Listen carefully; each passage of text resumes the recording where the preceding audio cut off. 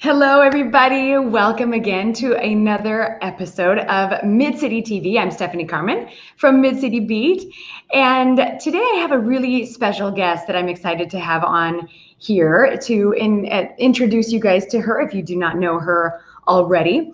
She is a female artist goes by the artistic name of Phern. Her name is Sophie Brown, but she goes by Phern.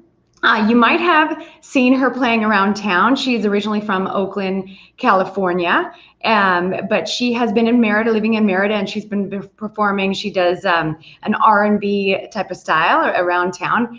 I saw her about a month ago. No, I saw her in December, and I loved her music. So I went up and I introduced myself, as I usually do, to people I think are interesting. And so I got her number and we ended up meeting for coffee, and she was telling me her story about how she came to Merida. And I thought she has such a fascinating story that I really think that it needs to be shared with all of you guys. There's a lot of really interesting people that are coming into Merida. And I think it's really great to support their endeavors, especially their artistic endeavors, and kind of learn about their history. So I'm going to let her tell you a little bit about herself. But before I do that, I'm going to show an introductory video. Phern has her bachelor's degree in theater and public health. And for her thesis project from a university in Los Angeles, she put on a play that was a one-woman play where she depicted the story of her artistic process and learning about her family history of her great-great-grandmother, who was Omega King, a soprano in the Negro Opera. And I know many of us, I had never heard of her great-great-grandmother, but she was a very famous singer in her time. And so from that point, she has come to discover a little bit more about her family history. She's done a lot of digging, a lot of looking in the old archives, and has really created a beautiful work of art that honors her family and her family history. And it's still an artistic endeavor in process. And she will be doing the play here again in Merida in another month or so. So I'm going to start out with a documentary here about her grandmother, and then we'll bring Phern on.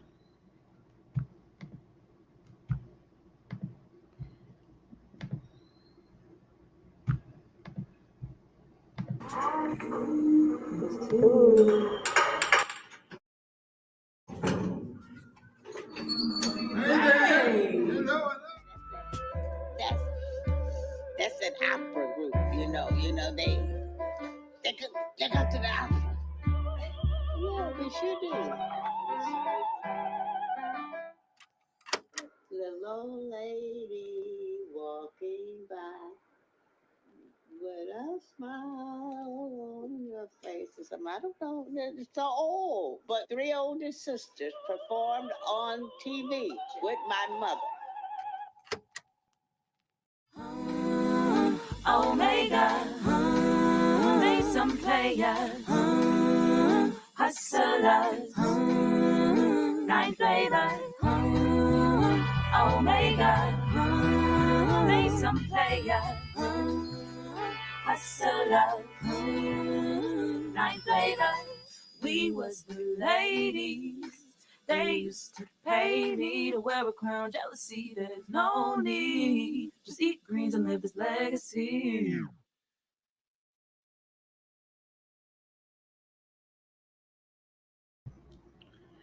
All right, so here we go. Welcome, Phern. Thank you so much for joining us here. How are you doing today? I'm doing fantastically well. How are you? Doing good. I'm doing really well. I'm out here at the beach in Chicxulub coming at you, and you are coming at us from Merida, right?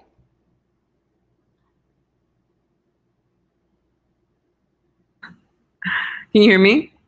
Yes, yes. Let's see if your video pops back on in here in just a second. Hopefully. Okay, here we go.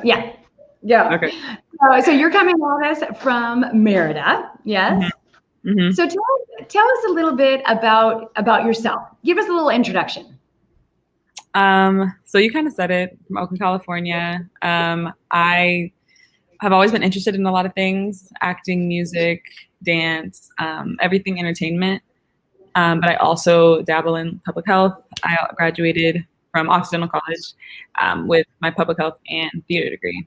And I've always just loved music and acting, and people always told me, like, you have to choose one. And I would always be like, nah, I don't want to choose. How can I put it together? And that's kind of what this play was doing, was putting music and acting in one. And a lot of people doubted me at first, and I made it work somehow. And I'm continuing that process, which excites me every single day. Yeah, absolutely. You know, when I was talking to you and when we had coffee about a month and a half ago or so, Mm-hmm. and you were telling me about this artistic endeavor and this challenge that you had of creating your thesis project. And you were telling me about, and you were telling me about your family history and kind of how you came to understand what your family history was and how you incorporated that into your thesis. So tell us a little bit about that. So my family history, so Omega King, she was the first Black opera singer to sing Aïda and La Traviata in Chicago without blackface. Then she started her own opera school and company called the Negro Opera Guild, which allowed Black people to be in the opera scene without having to put on a facade and act as someone else and actually be themselves creatively.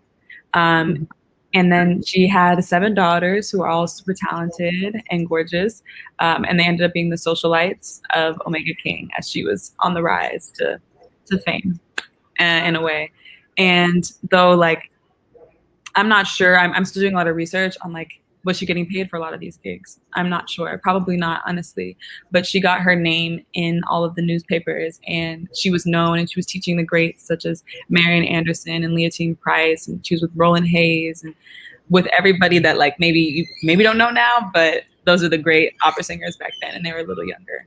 And then she was teaching them, and she was being recognized for it. And there were over like 4,000 articles that I found in the Columbia College archives, which I thought was amazing. So people are actually learning about her, but her name isn't on Google or anywhere that you can find it other than maybe her obituary. Okay. So I'm making it my task to put her on Wikipedia and make sure all of these articles are out there. And even the ones on my website, like, there's so many more. And also I went to Chicago actually 2 weeks ago, and I got a bunch of more pictures and articles. Yeah. And I got the actual clothes, hats and like bags, jewelry of the sisters, so that when I play the parts in April, I can actually be in the pieces that they wore, which were exquisite. When I tell you, they were amazing. Wow. Yeah, because you told me a little bit about the sisters. We'll get there in just a second. But a little bit more about your great-great-grandfather or grandmother, Omega King. So I was learning about her as well when we were speaking a month and a half ago. Yeah. And I had no idea about her as an opera singer. So tell us a little bit about the opera scene back there. And she was in Chicago, right? She was in Chicago, South Side. And she had just moved from Anniston, Alabama, which was not as progressive. And she saw during the Great Migration around 1920s, she moved and she realized they were trying to make more things happen for Black people in particular. And the scene back then, as I'm researching, I have this like this timeline that I created, and it kind of goes throughout her life. Like, she was born in 1892, but the abolition of slavery was 1865. So I talk about her mother, how she was born a slave, and how she kind of saw her mother fight the odds of leaving as a Black woman during the abolition when you weren't really free, and what she had to do to survive. And when she had her children, what she needed to do to get them to live a better life. And she made some really strong choices that allowed Omega King to be who she was. I'm guessing also she liked to sing a lot, because when she went to Chicago, her dream was to create this guild, and she ended up doing it, which was really hard for a Black woman to even have any property, to own like anything, and let alone start her own company and be a full-time teacher and have parties and perform at the Civic Opera and where else? The Civic. She directed festivals. She started Aïda. And she was the president of the Nathaniel Dent Club and the Ida B. Wells anti-lynching campaign.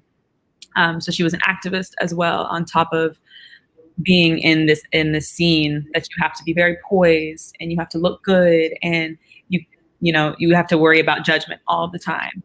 But she's still out there like being an activist and making sure like Black people are not getting lynched every day, and like making sure her girls are safe, and having 7 girls in that time period, and not really, there's no phones like that, and there's no ways of tracking anybody, so you never know if anything can happen. It's still at a time in America, let alone Chicago, which is a very segregated city, and there was racism everywhere, so you couldn't really like defeat that or hide that, but you just had to go around it as best as you could. And they held their heads high, all of them. And I feel like Omega King made that inflicted in them to make sure that they were happy about their Blackness, and they weren't let down by anything anyone else was saying to them. So Omega, throughout the 40s, is when she kind of blew up. There was the Great Depression in the 30s, and she had all of her kids, which was honestly smart, because I say it was kind of like the COVID of now. And there's that long period of time where you can't really do anything, there's no jobs. And then right when the Great Depression ended, like around 39, that's when she was in all the festivals and starring all the operas. And then she got her doctoral degree in music. She was also getting her degrees on top of this, on top of having these kids and nursing them. And that's incredible. And it was 7 kids in a full-time career. 7 kids. Honestly, she actually had 9 kids, but 2 of the kids actually passed away early. One had crossed the street behind 2 of the girls when they were really young, and then the other one was with her first husband, and both her husband and the son died of yellow fever or whatever disease was in the 1800s. Pretty sure it was yellow fever. So people are like, yeah, she kept the strength of having kids that also passed away, and then continuing to just have as many as she could, probably until she couldn't anymore. And, building up her own choir, because each of the girls sang, everybody sang. So right. I feel like she wanted to maybe build her own choir before she could get people in. Right, which is where probably your musical, in your family, you have a family history of musicians coming down Omega King. Yes, and all the sisters. And that was kind of why I also made the play, was to figure out why do I like music so much? Why do I want to be in the entertainment sphere? Like, what was the deal? So when I was real quick, so that's one of the questions. When did you first start learning about Omega King and her daughters? When did you first start learning about that and putting that into what became your senior thesis? Right. So I was named after Phern, which was one of the daughters of Omega King, and that's my middle name with an F though. And when I was little, I always kind of asked. I think I have a picture here of the clippings of Phern. Yeah. So I'm not sure.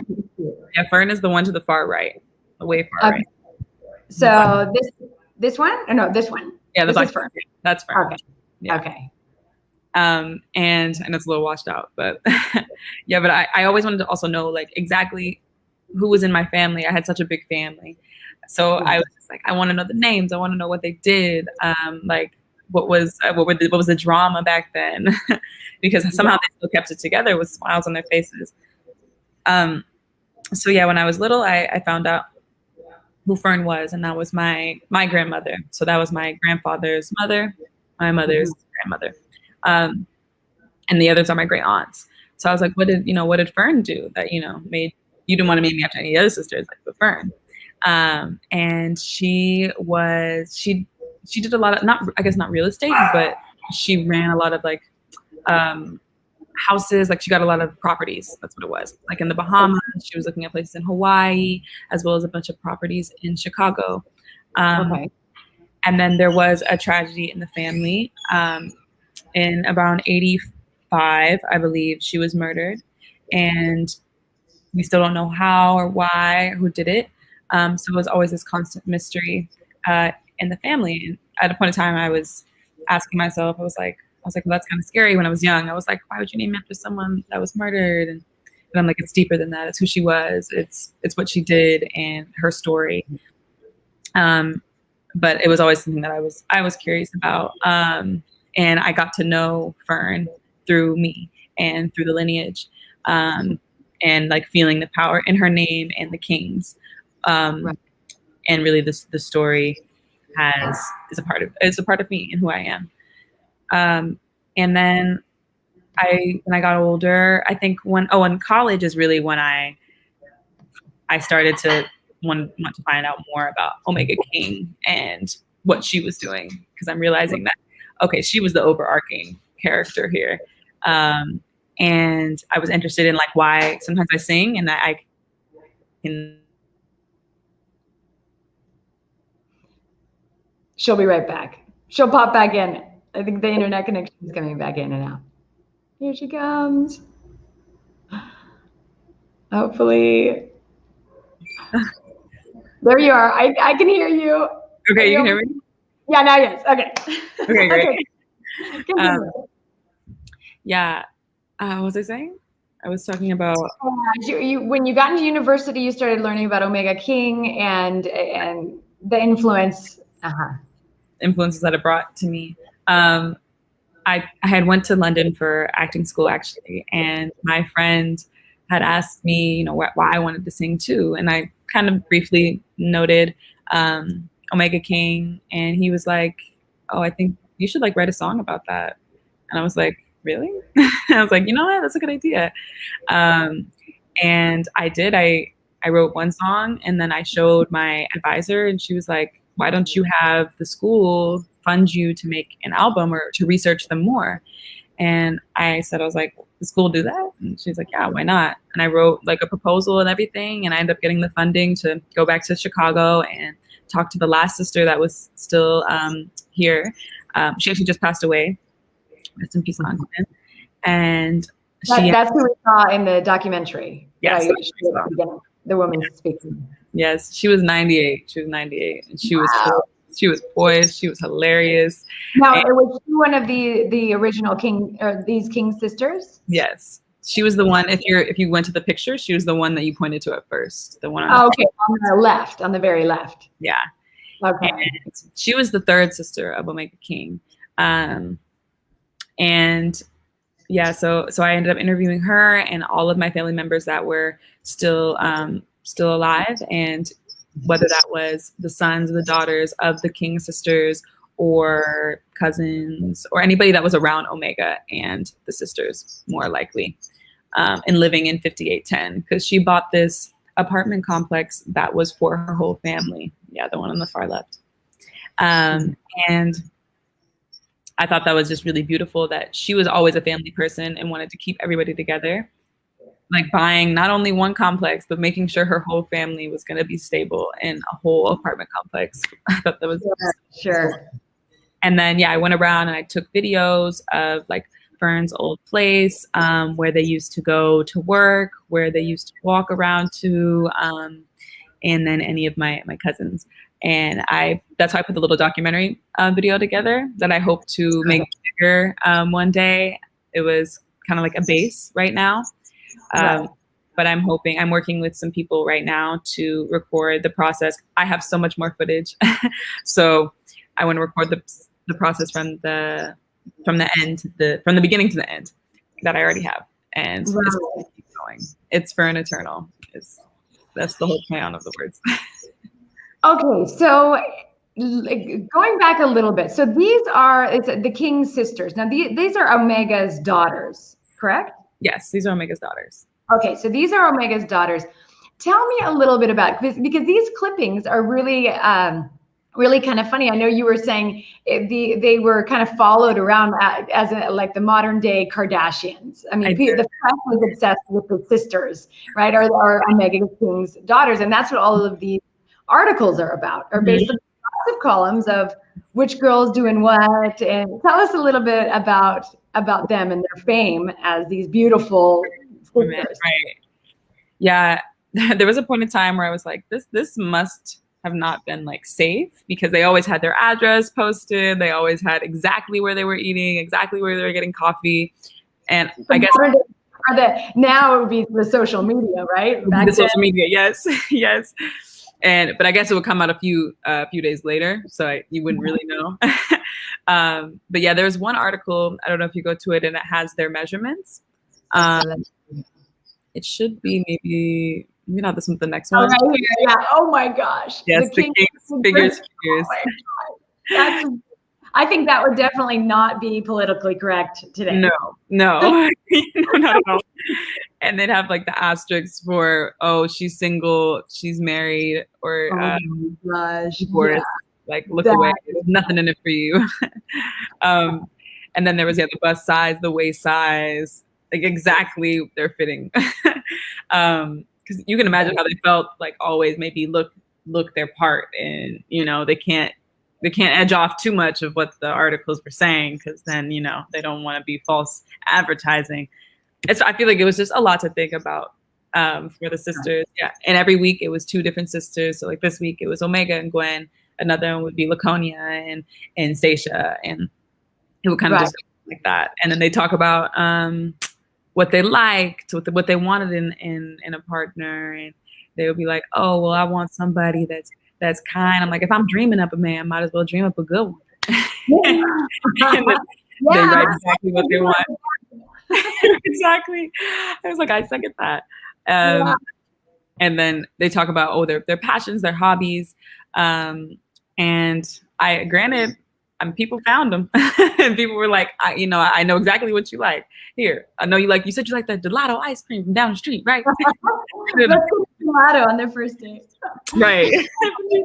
So let's swing back now. Okay, so you found out about the sisters, about Omega King, and you created a play. So tell us about that play, and tell us how then you came to Merida and started with your process of developing even more of that play.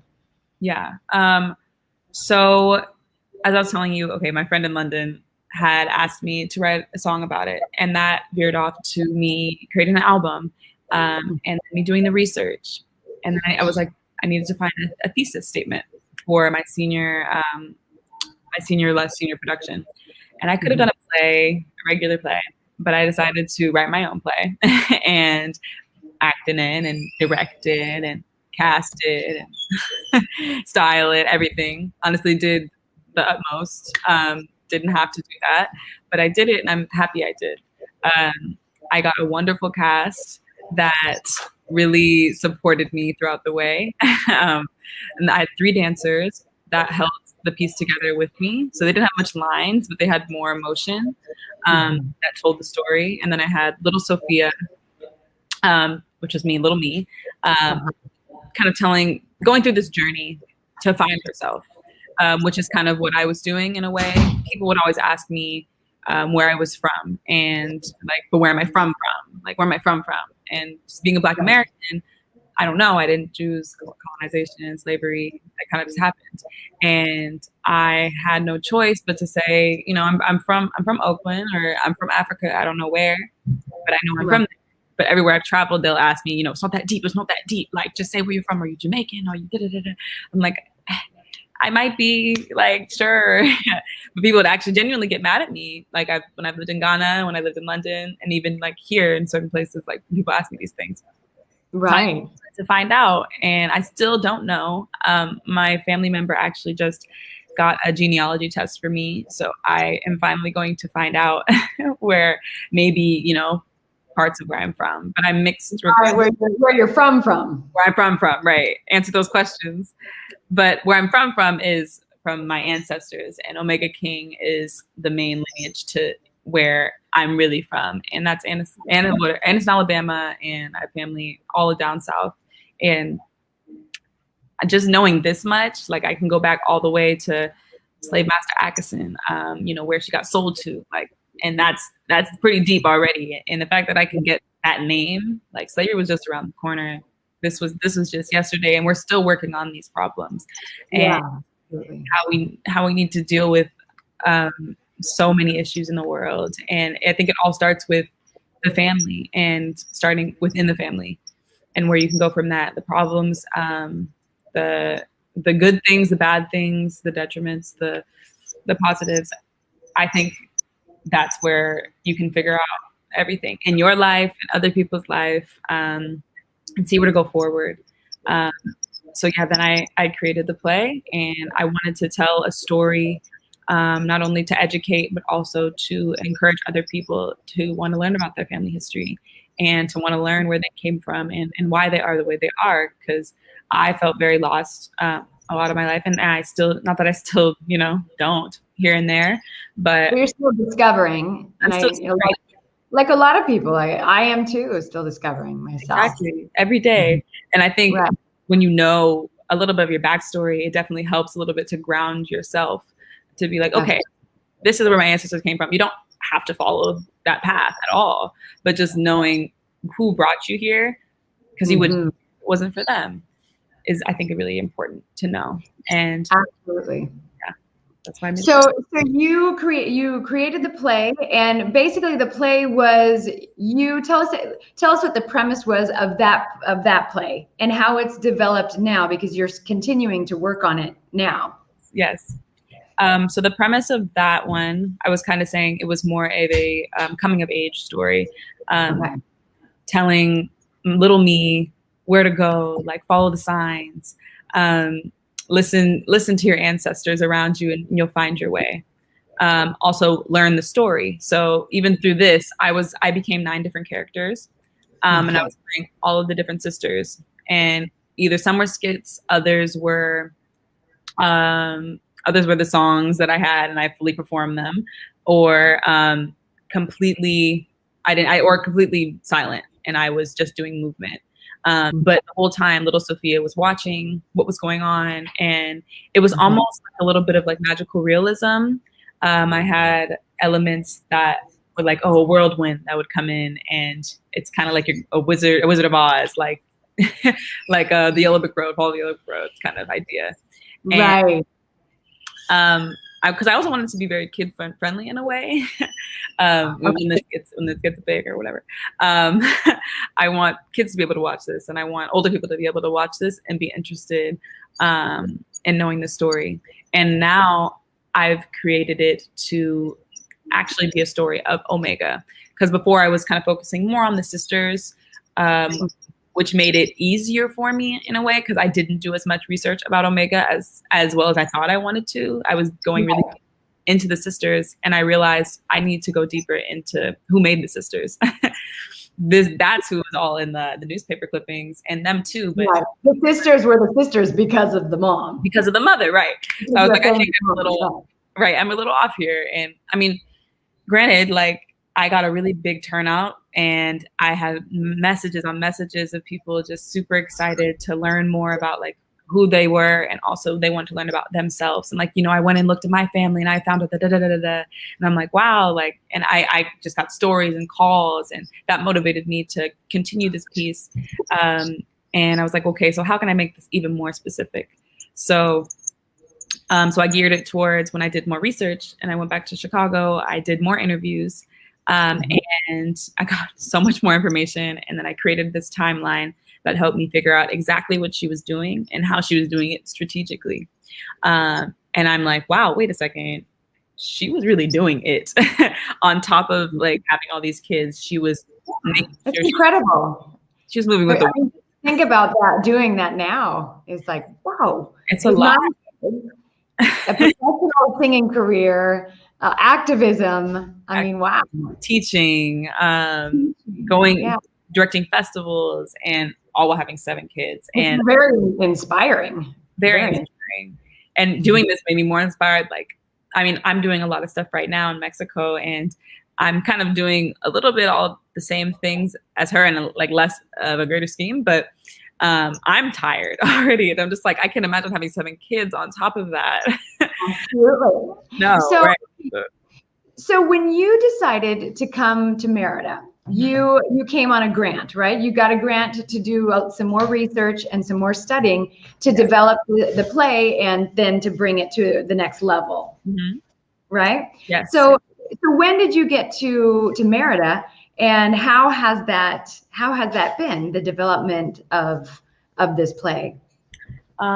It's been amazing. But I came in September, and I got this fellowship called the Edgerton. And it's about a year-long fellowship. And I got lucky enough, like very, very lucky, that I got to work in Merida, because I wasn't even supposed to work outside of the US. But it kind of just happened that COVID wasn't hiring anybody in the theater department. They were firing everybody. So it was very unlucky for my degree that I just got and didn't get a graduation for, that I couldn't even work in the workplace that I wanted. So I was going to take on my public health degree that I also got. And I was going to be like, okay, let me just become a nurse. Let me just do the COVID thing. But I would be miserable because they'd probably just throw me into the field, and, you know, I'd be helping people, but I definitely would be miserable at heart. And so being that I am very creative and an artist, I'm like, how can I make this work for me? And I fought with my mentor, Wyclef Jean, and she owns a small theater company called Global Posse. And I got lucky enough to work with her as basically like an intern. And she lives in Mexico, though she works at Towson University in Baltimore. So I would have been there. But the fact that she lives in Mexico and it's COVID, I was like, I want to be near her so I can work with her, might as well. So, you know, we both fought and we made it happen. And now we're both here. She's also doing a play in April, and about her family history. So we're both doing one-woman shows about our family history. Okay. Yes. So she's doing hers. She's just one character, I believe, and I'm 9. But they're both an hour long, and we're rehearsing them now. And I'm super, super excited about the progress that we've made. I have also just finished fully writing the new version of the play, and just starting to rehearse and get it into motion. So it's developing really, really well, and I'm so excited to show it to everyone. So, and also in the play that you will be performing in the next couple of months, hopefully, you are no longer Sophie, correct? Now the main character, you are Omega. I'm Omega. Yeah, there's no more Sophia at all. It's just Omega, and the sisters. I was thinking of putting me in there as an element, but I thought maybe it would be kind of confusing because I want to focus on the main person. So it's going to be the narrator is Omega King, and she comes in as video pieces throughout each sister, so I can change obviously and go into each character. And she tells her story, and it's not as like she's telling the story of the sisters. She's just telling exactly what she's doing in each like decade, starting from the 1800, like 1890, then it's like 1910, and then it's 1920 Omega. And you see her growth, and you see her like, oh, she's accumulating kids, accumulating degrees, as well as like an opera guild, and, you know, trying to uphold a family dynamic and a husband and stay happy and healthy, which was also a very hard issue just in the Black community, just health and, you know, mental health as well as physical health, things that they don't talk about. So I kind of dig deep into things that were not said and were not dealt with because of the time period. or because of judgment. And because being in a famous family, I can't imagine, being like a daughter of Will Smith and having to live the legendary life of him and be even better than him, Right. say or something. And like all the pressure. It's a lot of pressure. And so like being in a family like this, and especially during the time period, you couldn't even really be yourself at all. So whatever it was that they were, maybe they weren't being themselves, but I'm sure there was a piece of them that they wanted to show more, but they couldn't because of, their mother's perception of her, and they wanted a certain perception of themselves. And if their daughters went off course, then that probably would not be a good thing. They might get a whooping. They might get kicked out the house. You never know what could have happened.